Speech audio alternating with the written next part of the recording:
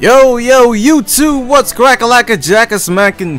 It's Waffle Man for video, and welcome to my impressions video, or maybe even a review video, of Metal Gear Solid 5 The Phantom Pain. Now, if you're a gamer, you probably heard of Metal Gear Solid 5 from a lot of people. You've heard that it's sold a lot. You know, a lot of people are playing it, a lot of people are talking about it. And, you know, some of you guys as sport gamers, as most of you are because you watch me for 2K and Madden, you know, you probably are like, shit, is this a game worth picking up? You know, one of those games where I play like Call of Duty or Battlefield or, you know, Watch Dogs, one of those big games that I should be playing, you know, for the story or even for the multiplayer. Now, the multiplayer has not been released for Metal Gear Solid 5 yet. It is coming in October, so it's like, you know, a week after 2K, I believe. So, yeah. But let's talk about the single player and how this game really fares. I mean, if you guys know, Metal Gear Solid 4 was my favorite game of all time, man. That game's story was one of the best stories I've ever played.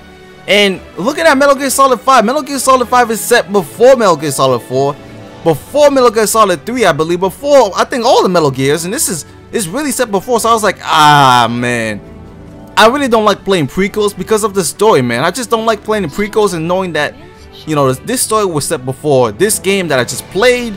I'm just not a fan of that. But anyways, let's first start off with the graphics. The game looks good. It has the same style, similar style to Metal Gear Solid 4, as in the texture and all that stuff. So yeah, it looks good. The equipment looks good. The guns look good. The guns sound great. The faces and the facials look really good, man. I mean, when you compare them to other games, Metal Gear Solid always does it right, as we've seen from Metal Gear Solid 4. Now this game, the facial stuff always looks great. The enemies are detailed. The environment is really vast, you know. But it could be a bit bland because you spend a lot of time in Afghanistan, you spend a lot of time in Africa, you spend a lot of time in, you know, only like 2 places or 3 places, and after a while the environment just becomes like, oh my goodness, man, I'm tired of this place, can we move on from this place? And you just get that sort of feeling. But other than that, the graphics are top quality in this age of gaming, so it's good. But let's talk about the story now. The story is really vague. I mean, if you haven't played any Metal Gear Solid game, I guess you don't really need to, but at the same time, it's like, what the hell is going on? You don't know what's going on. Sometimes you don't know, and the cutscenes, it's not as much cutscenes as in Metal Gear Solid 4, so there's less epic moments. It's still got a little bit of epic moments sometimes in the game, but you're missing that sense of, wow, this game, I'm really playing a masterpiece. And you know, it's a combination of both gameplay and story for Metal Gear Solid 4, which made that game a masterpiece. And this game doesn't have that same, you know, that same combination. It's just lacking, you know, in the story mode, and which it makes you wanting more from it, which it could have definitely delivered in the story aspect, but it doesn't. And you know, like I said, there's less characters in this game than Metal Gear Solid 4, which isn't a bad thing. But then again, the characters in Metal Gear Solid 4 are great. They all had their own characters. We all cared about those characters in Metal Gear Solid 4. In this game, I mean, I really don't care about any of these characters except what? Snake, Big Boss, and then we got the other guy with the freaking hat and the freaking skull face guy. That's it.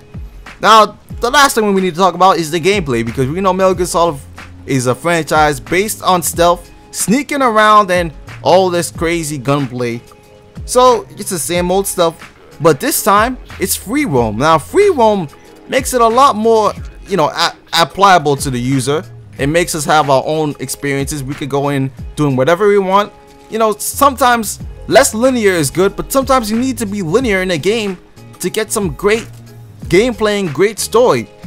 And you know, there's a lot of options in this game that I really like interrogating when you do CQC, which is basically getting the enemy in a position, like interrogating them. And you can extract the enemies to your mother base, which is basically the base of where you could create and level up, you know, different stuff so you can unlock new equipment. It's a really nice feature. You know, they kind of force you into it because you're gonna have to do it if you want to get better at the game and you want to, you know, complete missions with more ease and get more equipment and stuff. That's what you got to do. But like I said before, the gunplay is solid. The missions can get repetitive because honestly, it seems like almost all the missions you're going in beginning, you're choosing, you basically, before each mission, you choose what equipment you have, you choose what buddy you have, you know, you could choose the vehicle you have and choose how you look like. And you know, it's all type, they got all this type of customization, which is cool and all. but you know, the missions do get a little bit repetitive because you just sneak here, you sneak there, you know, you extract this person, you extract that person, you kill this person, you kill that person.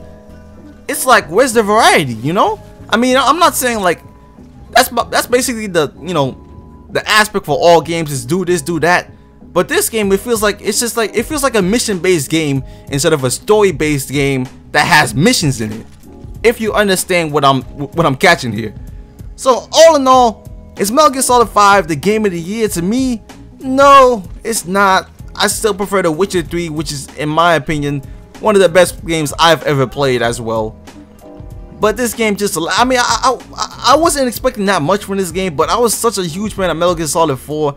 And by the way, this is Hideo Kojima's last game with the Metal Gear Solid series, so farewell to you. I just don't feel like this game lives up to what, you know, it's been hyped up about.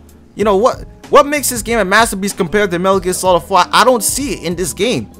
But then again, that's just my opinion. These are my impressions on it. Not to say that the gameplay is bad. The gameplay is awesome, man. The gameplay is amazing. If you're playing this game for straight gameplay, you're gonna have a good time. If you combine that with the story, then you're like, man, there's a lot to be left questioned. There's a lot to be left on the table. You know, you're questioning what their process was into making this game. You know, continuing from Metal Gear Solid 4 to Metal Gear Solid 5. But anyways, YouTube, those are my thoughts. The multiplayer online is not here yet. It comes out in October. But then again, Metal Gear Solid 4's multiplayer was alright. It wasn't great. I enjoyed it, but it wasn't like the greatest multiplayer. So we'll have to see if Metal Gear Solid 5 multiplayer. But yeah, this game, you know, right now I'm probably like 20 hours into the game and I still haven't beaten it. And I've been taking this game slowly, man. I mean, this is a game where I just play it like what, maybe 2-3 times a week. Just I'm going very casually through this game. Other than The Witcher 3, which I was playing for like 12 hours a day, 14 hours. I was killing The Witcher 3. That game was amazing. So right now, this game is not the best game this year. I will say that it is definitely a game you might be interested in checking out when the price drops. So anyways, YouTube, those are my just thoughts. You know, I play a lot of games in my agenda. You know me. But anyways, YouTube, stay tuned for more. Next impressions will be of the Rainbow Six Siege beta, which comes out next Thursday, as I said before. But anyways, for right now, I'm out. Peace.